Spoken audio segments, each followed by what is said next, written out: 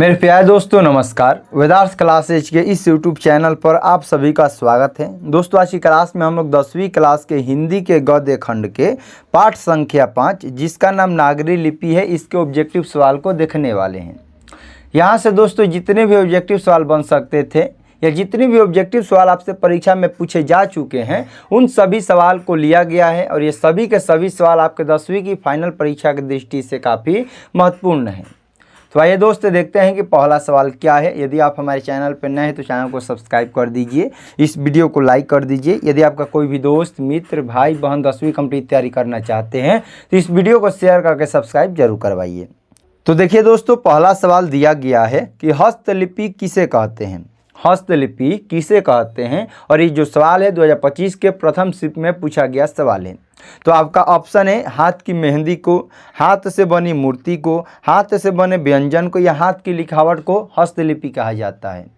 तो सही उत्तर हो जाएगा हाथ की लिखावट को हस्तलिपि के नाम से जाना जाता है। हाथ की लिखावट को ही हस्तलिपि कहा जाता है। पहला का सही उत्तर डी हो जाएगा।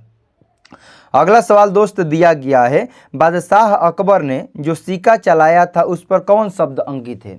महाराज अकबर के द्वारा बादशाह अकबर के द्वारा जो सिक्का चलाया गया था उस पर किसका चित्र था। तो ऑप्शन है राधा कृष्ण का, सिया राम का, कृष्ण रहीम का या राम सिया का। तो सही उत्तर हो जाएगा बादशाह अकबर ने जो सिक्का चलाया था उस पर राम और सीता का चित्र दिया गया था। राम और सिया का चित्र अंकित था। सही उत्तर डी हो जाएगा। अगला सवाल है किस भाषा को देवनागरी लिपि में लिखते हैं। कौन ऐसी भाषा है जिसको देवनागरी लिपि में लिखा जाता है। तो ऑप्शन है अंग्रेजी, पंजाबी, बांग्ला या हिंदी। तो सब लोग बचपन से पढ़ते आ रहे होंगे अपना जो हिंदी भाषा है उसको देवनागरी लिपि में लिखा जाता है। सही उत्तर डी हो जाएगा। अगला सवाल है स्थापत्य की उत्तर भारत की एक विशेष शैली को क्या कहते हैं। उत्तर भारत की स्थापत्य की एक विशेष शैली को क्या कहते हैं। देवनागरी शैली, नागर शैली, द्रविड़ शैली या देवनागर शैली। तो सही उत्तर हो जाएगा उत्तर भारत की एक विशेष शैली को नागर शैली के नाम से जाना जाता है। अगला सवाल है टकसाल शब्द का अर्थ क्या होता है। टकसाल का अर्थ क्या होता है और ये 2024 के सेकेंड शिफ्ट में पूछा गया सवाल है। तो ऑप्शन है जहाँ दिन ढलता है, जहाँ सिक्के ढलते हैं, जहाँ भोजन बनता है, जहाँ अपराधियों को रखा जाता है। तो टकसाल किसको कहा जाता है। तो जहाँ सिक्के को ढाला जाता है, जहाँ सिक्के ढलते हैं उसी को टकसाल कहा जाता है। अगला सवाल है किस शासक ने एक ऐसा सिक्का चलाया जिस पर नागरी लिपि में राम सिया शब्द अंकित था। कौन ऐसा शासक था जिसने सिक्का चलाया जिसमें नागरी लिपि में राम सिया शब्द अंकित था। तो अभी आप लोगों ने पीछे पढ़ के आया, इसका ऑप्शन देने की जरूरत नहीं है। इसका आंसर आप लोग कमेंट में बताइए कि इसका सही उत्तर क्या होगा। तो आप लोग बताइएगा सही उत्तर हो जाएगा बादशाह अकबर ने एक ऐसा सिक्का चलाया जो नागरी लिपि में राम सिया शब्द लिखा हुआ था, अंकित था। सही उत्तर बी हो जाएगा। अगला सवाल है चंद्रगुप्त द्वितीय विक्रमादित्य का व्यक्तिगत नाम क्या था। चंद्रगुप्त द्वितीय विक्रमादित्य का व्यक्तिगत नाम क्या था। तो ऑप्शन है बहादुर, महादेव, देव या ददन। तो चंद्रगुप्त विक्रमादित्य का व्यक्तिगत नाम देव था। अगला सवाल है काशी क्या है। काशी को क्या कहा जाता है। असुर नगरी, देव नगरी, पशु नगरी या पक्षियों की नगरी। तो काशी को देवों की नगरी कहा जाता है। देवों की नगरी काशी है। ऑप्शन नंबर बी हो जाएगा इसका सही उत्तर। अगला सवाल दोस्त दिया गया है कर्नाटक प्रदेश का श्रवणबेलगोला स्थान किसका प्रसिद्ध तीर्थ स्थल है। कर्नाटक राज्य में एक स्थान है जिसका नाम है श्रवणबेलगोला। वह किसके लिए प्रसिद्ध है। बौद्धों के लिए, शैव मुनियों के लिए, वैष्णव के लिए या जैनों के लिए। तो कर्नाटक प्रदेश के श्रवणबेलगोला स्थान एक स्थान है जो किसके लिए प्रसिद्ध है। तो जैन मुनियों के लिए प्रसिद्ध है। 9वां का डी हो जाएगा। अगला सवाल है धारा नगरी का कौन सा शासक अपने विद्या अनुराग के लिए इतिहास में प्रसिद्ध है। कौन ऐसा एक शासक धारा नगरी का था जो अपने विद्या अनुराग के लिए पूरे इतिहास में प्रसिद्ध है। तो ऑप्शन है शिलाहार शासक केसीदेव, राष्ट्रकूट शासक अमोघवर्ष, परमार शासक भोज या प्रतिहार शासक महेंद्रपाल। तो परमार शासक जो भोज एक ऐसा शासक था जो अपने विद्या अनुराग के लिए पूरे इतिहास में प्रसिद्ध है। सही उत्तर सी हो जाएगा। अगला सवाल है मराठी, नेपाली, नेवारी भाषाओं की लिपि क्या है। मराठी, नेपाली और नेवारी भाषाओं की लिपि क्या है। तो ऑप्शन है खरोष्टी, मगधी, ब्राह्मी या देवनागरी। तो याद रखिएगा चाहे वो मराठी हो, नेपाली हो, नेवारी हो या हिंदी भाषा हो, सबको सब देवनागरी लिपि में लिखा गया है। ऑप्शन नंबर डी हो जाएगा। अगला सवाल है, केरल के शासकों के द्वारा सिक्कों पर वीर केरलस्य शब्द किस लिपि में लिखा गया है? यानी कि केरल के राजाओं के द्वारा वीर केरलस्य शब्द किस लिपि में लिखा गया है? तो ऑप्शन है नागर लिपि में, ब्राह्मी लिपि में, नंदी नागरी लिपि में या गुरुमुखी लिपि में।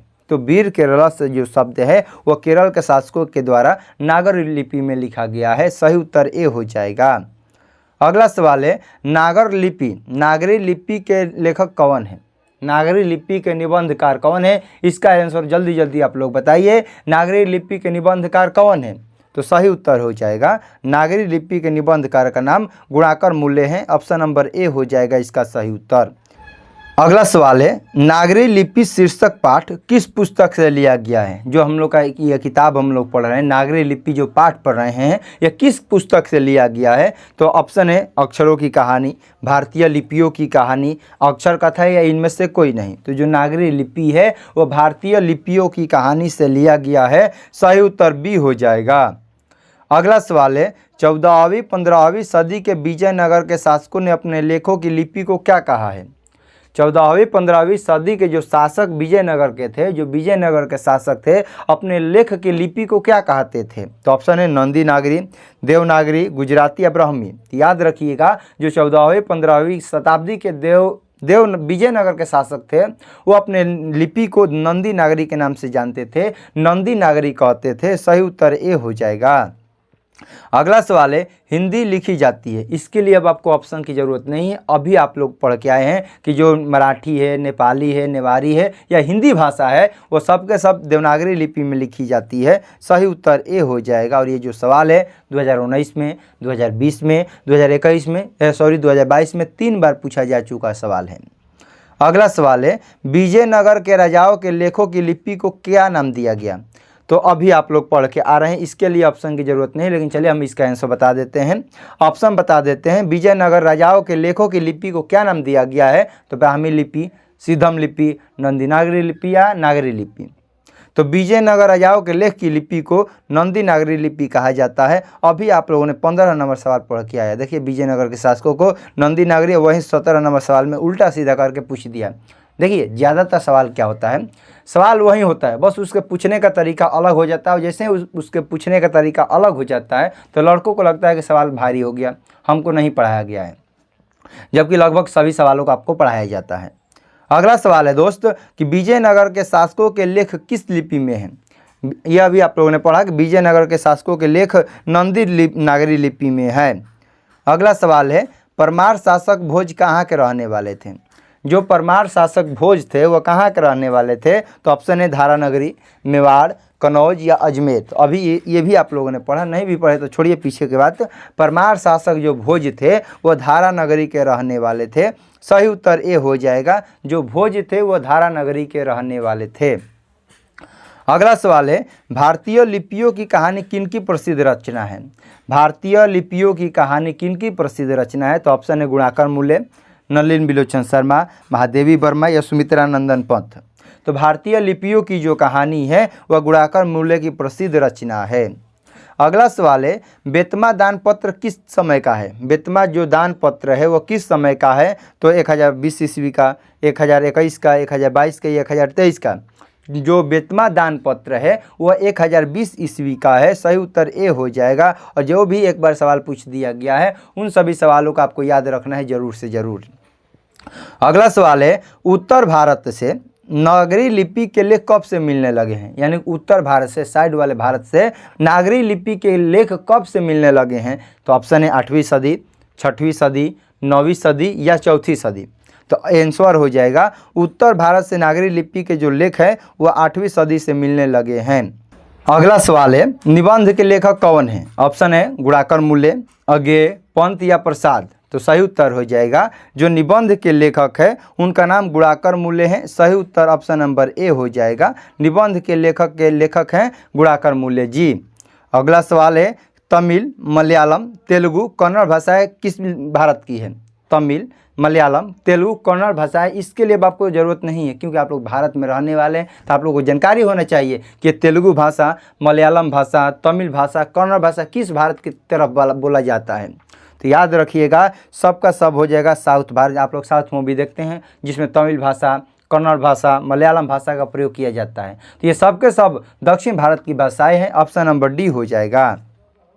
अगला सवाल है, रामायण की रचना किस भाषा में की गई है। रामायण की रचना किस भाषा में की गई है। तो ऑप्शन है संस्कृत, हिंदी, उर्दू या अंग्रेजी। तो रामायण की रचना संस्कृत भाषा में किया गया है। अगला सवाल है, नागरी लिपि शीर्षक पाठ्य साहित्य की कौन सी विद्या है। नागरी लिपि शीर्षक जो पाठ्य साहित्य की कौन विद्या है। तो ऑप्शन है साक्षात्कार, निबंध, भाषण या कहानी। तो जो नागरी लिपि है यह एक निबंध है। ऑप्शन नंबर बी हो जाएगा। अगला सवाल है कि दक्षिण भारत की नागरी लिपि को क्या कहते हैं। दक्षिण भारत की नागरी लिपि को क्या कहते हैं। तो ऑप्शन है देवनागरी, ब्रह्मनागरी, नंदी नागरी या विजय नागरी। तो सही उत्तर हो जाएगा, दक्षिण भारत की नागरी लिपि को नंदी नागरी कहा जाता है। सही उत्तर ऑप्शन नंबर सी हो जाएगा। अगला सवाल है, 10वीं 11वीं सदी में किस रचना ने भारत यूरोप के बीच व्यापार के संबंध में बारे में बताया है। तो 10वीं 11वीं के सदी में याद रखिएगा, जो पद्मावत रचना है वो भारत यूरोप के बीच के व्यापार के संबंध में चर्चा किया गया है। सही उत्तर सी हो जाएगा। अगला सवाल है, दक्षिण भारत में द्रविड़ भाषा परिवार की कौन सी भाषा सबसे अधिक प्राचीन है। चलिए ये भी बहुत बढ़िया सवाल है। दक्षिण भारत में साउथ इंडिया भाषा में द्रविड़ भाषा परिवार की कौन सी भाषा सबसे पुरानी है, सबसे प्राचीन है। तो ऑप्शन है तमिल, तेलुगु, मराठी या कन्नड़। तो जो तमिल भाषा है वह साउथ भारत की, दक्षिण भारत की सबसे पुरानी भाषा है। ऑप्शन नंबर ए हो जाएगा। अगला सवाल है कि सरहपाद की कृति कौन है। सरहपाद किसकी कृति है। ऑप्शन है दोहा कोश, पृथ्वीराज रासो, मृगकटिकम या मेघदूतम की। तो जो सरहपाद है वह दोहा कोश की रचना है। सही उत्तर हो जाएगा ऑप्शन नंबर ए। और इसमें दोस्तों टोटल 30 ऑब्जेक्टिव सवाल थे और ये सभी के सभी सवाल आपके परीक्षा की दृष्टि से काफ़ी महत्वपूर्ण है। तो चलिए दोस्त, आज की क्लास को यहीं पर समाप्त करते हैं। क्लास कैसा लगा कमेंट में जरूर बताइए। यदि आप लोग हमारे चैनल पर नए हैं तो चैनल को सब्सक्राइब कर दीजिए, इस वीडियो को लाइक कर दीजिए। यदि आपका कोई भी दोस्त, मित्र, भाई बहन 10वीं कंप्लीट तैयारी करना चाहते हैं तो इस वीडियो को शेयर करके सब्सक्राइब जरूर करवाइए। मिलते हैं अगले क्लास में, तब तक के लिए आपको जय हिंद, जय भारत।